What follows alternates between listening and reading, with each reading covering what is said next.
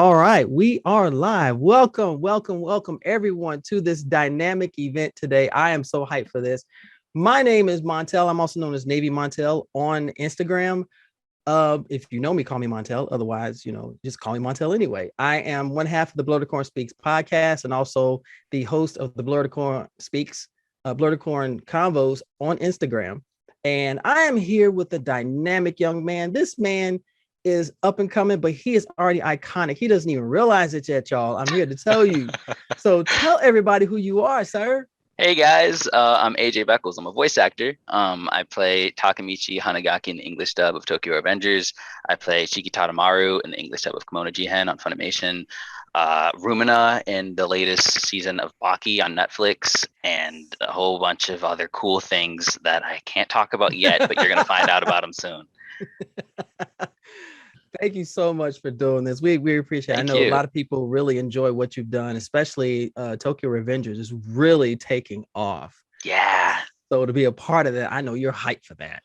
Oh man, it's a blessing. At the very least, it's a blessing. Yeah. I appreciate that. So y'all, we're gonna have us a good time with AJ here, and he and I have already chatted a little bit. So we already know we're nerds. We're familiar. So we're we're very, very familiar. So I just want to start off by asking one particular question. Mm-hmm. 5 years ago, 10 years ago, did you see yourself being a voice actor? 5 years ago, 10 years ago, 5 years ago, I'm 23. I would have been 18. 5 years ago, I was thinking about it. 10 years ago, I was 13. So I was not thinking about it. I thought I was going to be a basketball player, right? I was like getting training. I had a strength and conditioning coach and everything. Like I was all in because my doctor lied to me and said I was going to keep growing, but I'm only 5'7". so that kind of flopped. Really? Yeah. And I was pretty good, but like everybody else kept growing and I just stayed right down close to earth. But yeah, no, not at all. Didn't do any theater, didn't do anything like that. I kind of stumbled into voiceover. So okay. Well, you obviously fit into it, and you do really good work. I've definitely been watching Tokyo Revengers, and I was like, okay, and knowing Takemichi, I'm seeing him listening. I was like, I know him. I know who the guy. Okay, so we go into this. Are you an anime fan by nature? Yes. I mentioned that I wanted to be a basketball player, but I mean, so around, I always watch like Naruto. Like I will say to anybody, saved my life. I was a very traumatized child, right? Really? I was in foster care and everything like that. And I discovered Naruto when I was around 4 years old, and I didn't know it was anime. You know, most people would say, "Oh, I didn't know Naruto was anime." I didn't know. And I loved that show. I Dragon Ball Z, didn't know it was anime. Loved that show. And as I got older, I remember it was a book fair I went to for school in sixth grade. I remember those. Yeah, remember those? Yes, those were fire, man. Yo. it was like Candyland except with books, right? And I I remember seeing it was like some how to draw a manga book, something. It was pretty bare bones. It wasn't the most like crazy stuff. It wasn't from Japan or anything like that. But I was like, "What's manga?" And then I was like, "Oh, I know. This is Naruto. This is." So I got obsessed with it, and I was like, I wanted to be an artist. So that's how I originally got into anime. Was I wanted to draw it, and then I just went down the rabbit hole, and here I am, a weeb, so to speak. Well, you know what? You're in the company of weeb right here, and absolutely across everybody who's watching this. So you're in loving company and everything. So tell us how you went from being an 18-year-old that wanted to be a basketball player to being a voiceover actor. So I gave up. I didn't know what I wanted to do. I was like, I was so certain I was going to be a basketball player or artist or something that by the time senior year came around, when I had discovered, okay, maybe I'm not going to do those things, I didn't know what I was going to do. And then one day I'm sitting outside. I remember the day I was sitting outside on some steps and my cousin came out. I was at my aunt's house and my cousin came out, and he's a couple years older than me. And he was like, "Hey, I know a guy, if do you want to do voiceover?" And normally I think I would starts, I know a guy. Yeah, he's like, "I know a guy." And I was like, okay.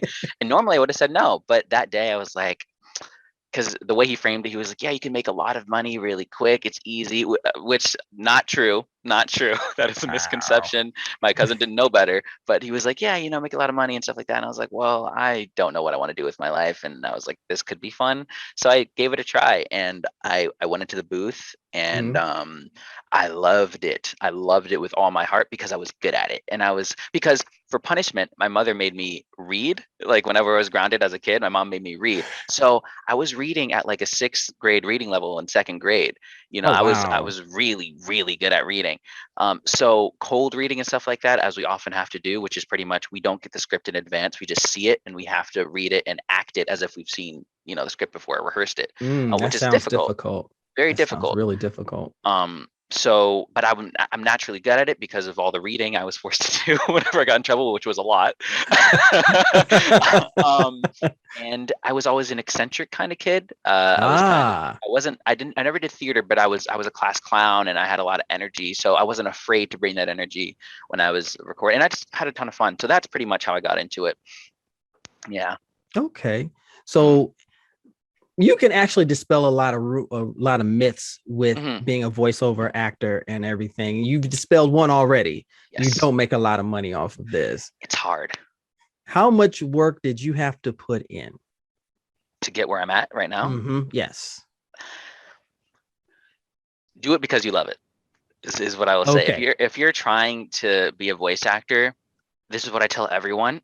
And for some, it might be disheartening, but I feel like I'm saving some people, because it's so much work, and there's no guarantee you're going to be the Mm. next Troy Baker or Zeno Robinson or Jonas Scott or Anaris who are coming who are going to be a part of this as well. There's no guarantee. I got very lucky. I think I am very good at what I do, but I got very lucky, and and a lot of people believed in me. That's not to say that you can't get there, but Mhm. I did. I was 20 plus auditions a day, every day. I was sending Wow. emails, and this is for years before anybody was like, let's send them an anime audition.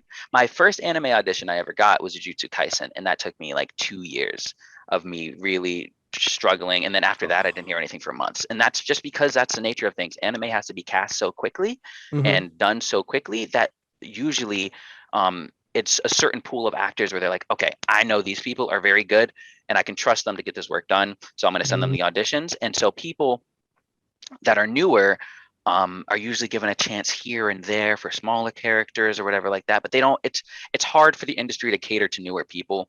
Mhm. I At can least see the anime that. industry. It's difficult on the casting directors, but they're more so than ever recently. They're trying. So if you want to get into voiceover, I suggest starting off small. Um, don't discredit yourself. Don't think you can never get there, but start because you love it and you have fun doing it first. Okay. The Hmm. fact that you said you auditioned for Jujutsu Kaisen, I could actually see you doing this, and that's one of my favorite animes. Oh, Which it's amazing. which goes into another question: do you Hmm. have an anime that really influenced you as far as being a voiceover actor? Ooh, yes, yes. Well, two. I already mentioned one, Naruto. Of course. Miley Flanagan. That entire cast. Mary Elizabeth McGlynn is an amazing director. She also directed Cowboy Bebop, and a Chef's whole. kiss. Oh, amazing, right? Some of the best dubs we have, and now she's gone on to direct things like She-Ra on Netflix, and like she's amazing.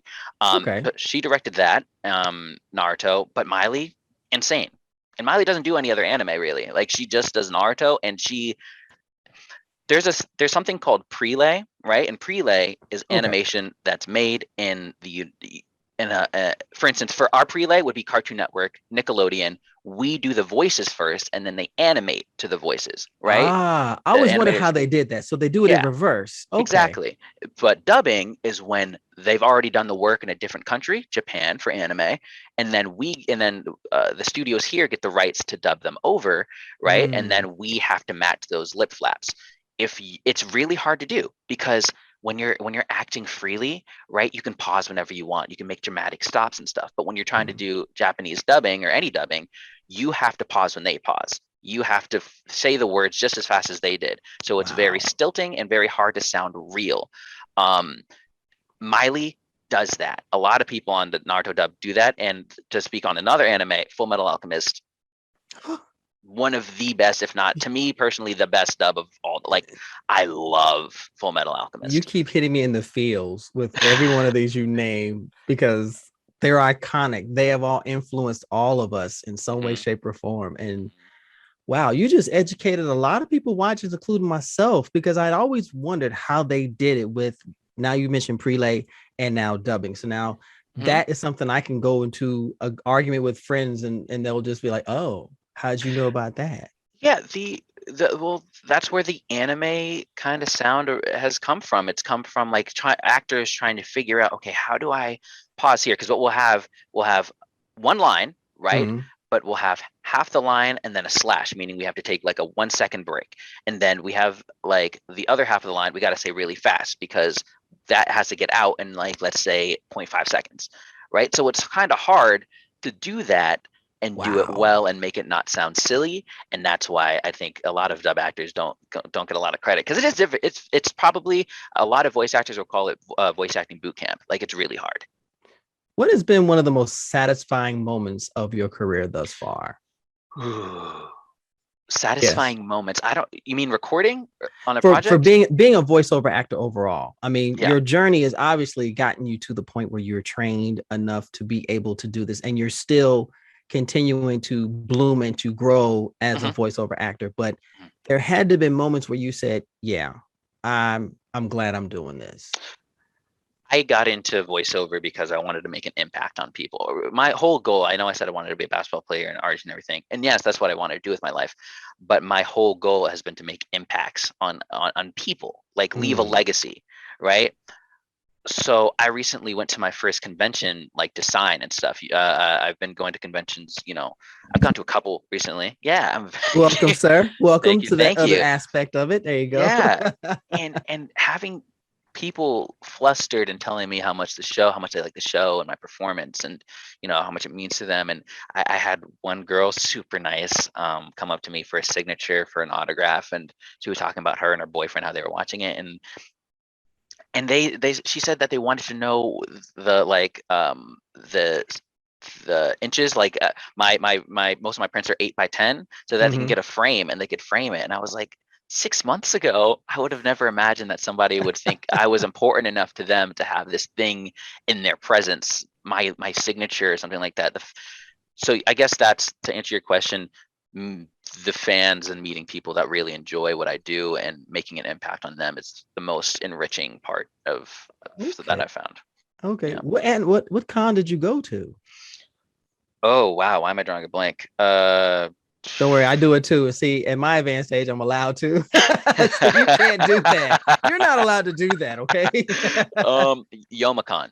I just went to Yomacon. Okay. Yes, and I'll be going to Yes. Anime NYC in a couple weeks, and that'll be even crazier. But I went to Yomacon. Oh, all of my friends are going there. A lot of them are cosplayers, so they're asking me, "Am I going?" I'm Oh, like, "No, I can't. It's not in the coins. It's not in yeah. the coins." So, Yeah, it's yeah. tough. There's so many happening at the same time and stuff to do in real life. It's hard to get around to that sort of stuff sometimes. What is the most common question that you're asked when you get a chance to talk to people who aren't in the industry about being a voiceover actor? Oh, about being a voiceover actor. Ooh, Mm-hmm. that's a good question. Because I know people are interested in, they say they've got the voice and they can do it. And listening to you, I hear the same line of dialogue a lot. So hmm to hear from someone who's actually in the trenches, who's behind the microphone, who's reading the scripts and speaking these voices, hmm what would what would that Um, be? What would be one of the most common questions that you hear? there's a couple. But if we want to keep it just one for the sake of time, I think. We can do both because I'm Do both? curious. Do Okay. both. Why not? Okay. So one is speaks to black actors, how difficult is it Mm, to succeed in the comes from black people usually that ask me this question a okay. lot, is like how difficult is it as somebody that is black to succeed. And before this year, very difficult. For the last 2 years, very difficult. Um but we've found that to be changed, and it's just because the industry as a whole, Mm, in all aspects, not just voiceover, was kind of had a particular sound, and that it's sort of evolved. People are like, oh, okay, we can hear something different now, and that's okay. Mhm. So now more than ever, it's not as difficult, but it's still kind of hard because people are still getting used to like inclusivity and stuff like that. So it's Okay. definitely possible, which is really cool. The other question is about characters. Do you need to have a whole repertoire of voices in order to be a voice actor? The answer is no. It's Mm. acting first. You can make yourself sound silly, but if you can't act, then you're not going to be much use to the new episode of SpongeBob or something like that. You know, Okay. it's good to have a lot of voices, right? Because if you're a good actor and you can do a lot of voices, they can use you on a whole bunch of different projects. You have people like Fred Tatasciore that are like that. You see in the Yes, cast Fred list is all the just time. wow. Amazing, right? Fred, Nolan, all these people that are just like Rolodexes of voices are also some of the best actors in the industry.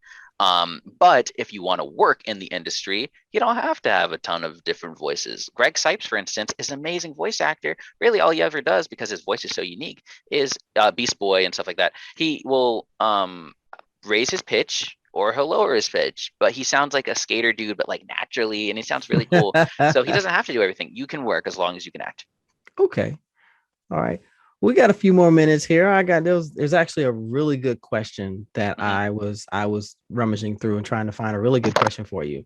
And oh no, we lost him. Oh no. Oh, I can still hear you coming through my headphones. So I can do that You at know, all. I'm messing with you though. You know, you got the chapeau on and everything. Um, this comes from Rome, and this was a really good Oh, Rome. question. Okay. As a somewhat new voice actor, voiceover actor, what would you say are the most surprising changes to your life? That's a really good question. As someone new, ooh. That's I've never actually thought about that. What has changed? Um, being somebody, I don't know.